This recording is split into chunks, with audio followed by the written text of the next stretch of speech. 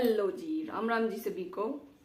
मेरे यूपी वालों को भी राम राम, नमस्ते, सलाम, सत श्री अकाल। और मेरे ससुराल वालों को भी धोख देऊ हूँ।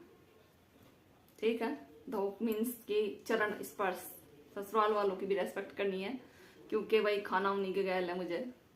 और वो मतलब मेरी वीडियो जो होगी वो दोनों तरफ की लैंग्वेज में होगी, क्योंकि मेरी लैंग्वेज की खुद खिचड़ी हो रखी है। वो मुझे नहीं पता कि मैं बोलती हूँ कब मेरे मुंह से ससुराल की लैंग्वेज निकल जा है, कब मेरे घर की आ जाती है और कब हिंदी में बात करने लग जाऊँ। वो मुझे खुद नहीं पता है।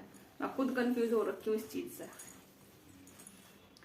तो मैं ये बोल रही थी, मैंने एक वीडियो डाली थी 4-5 दिन पहले कि यूपी की लड़की, यूपी वालों से रिक्वेस्ट कर रही हूँ कि भाई हरियाणा में अपनी लड़कियों को ना करें।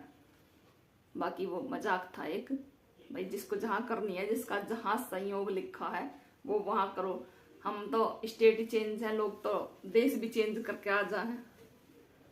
तो मेरा तो एक वो था, मजाक था ऐसे ही। बस मैंने कहा मैं बनाऊंगी, मैं वीडियो बनाने के लिए बोल रही थी। तो मेरे हस्बैंड बोल रहे थे कि नहीं, आजकल ना वीडियो बनाती हैं लेडीज तो वे अपना मतलब घर की बेइज्जती कर रहे हैं, यूं कर रहे हैं, अपना परिवार की ना अपने बच्चों की देखती।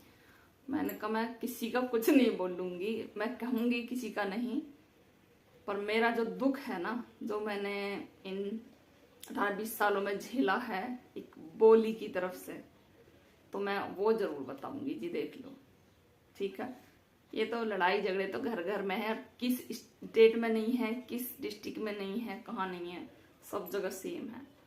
पर मैं अपनी लाइफ के कुछ मोमेंट आप लोगों के साथ शेयर करना चाहती हूँ कि मेरा डिस्ट्रिक्ट है मायका गाजियाबाद में और ससुराल हो गई इधर हरियाणा में भिवानी में।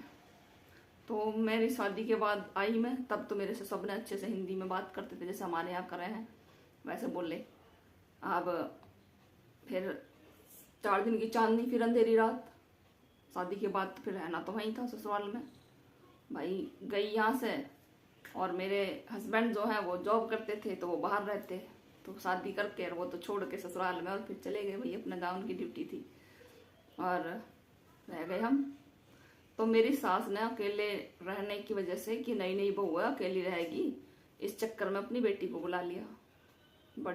मेरी बड़ी ननद आई हमारे साथ रुकने के लिए कि 10-5 दिन रुक जा, फिर इसके घर भेज देंगे इसे।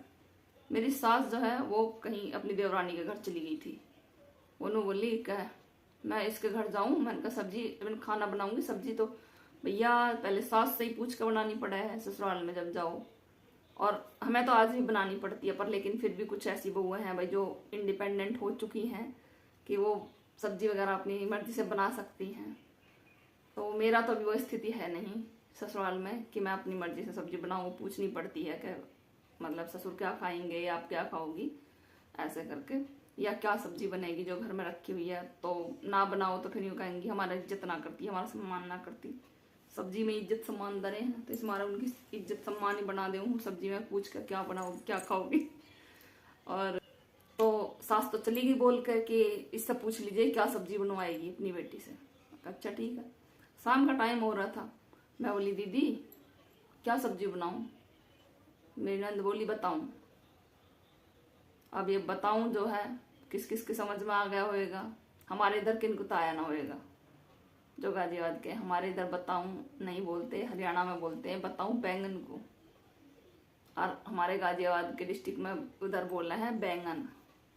मैंने सोची अभी ये सोचेगी फिर बताएंगी मुझे। भाई फिर जाकर बैठ गई, अपना आटा लगा लिया, मसाला काट लिया, प्याज लहसुन वो छील के धर लिया मैंने। फिर आकर फिर दोबारा पूछी दीदी क्या सब्जी दीदी क्या सब्जी बनेगी, बोली बताऊं। मैं फिर जाकर बैठ गई, फिर अपना कुछ थोड़ा बहुत करी आई। मैं कभी सोच रही है इसके माइंड में क्या क्या चल रहा है। फिर मैंने आकर फिर तीसरी बार पूछी। अब होने लगी रात, मैंने कहा मेरी सास का आने का टाइम हो गया। मैं कब आएगी, नू कहेंगी कि रोटी दे दे मुझे, ला रोटी दे। अब मैं क्या देऊंगी।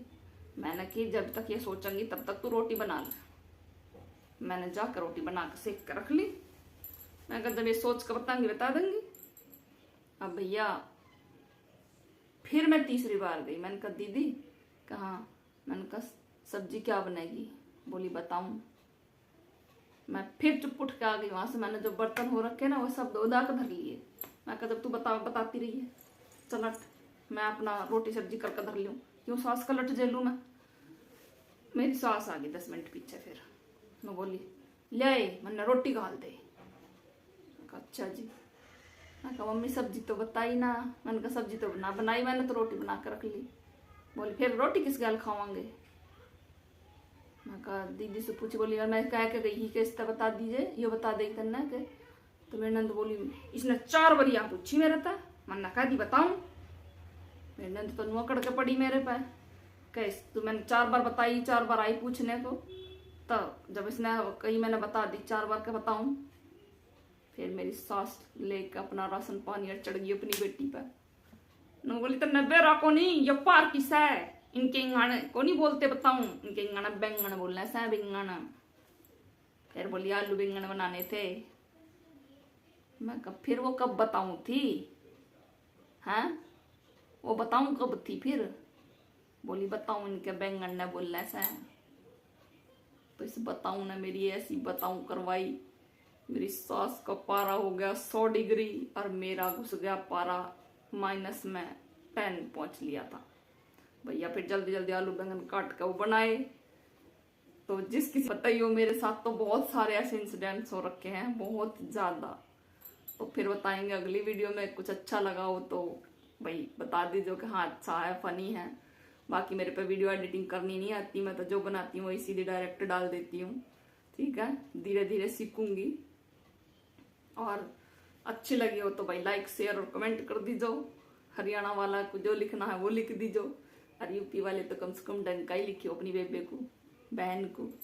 ठीक है, नहीं तो ससुरेन का मारूंगी आकर, देख लीजो। मिली हो तुम निधावली मसूरी मैं को। बाय।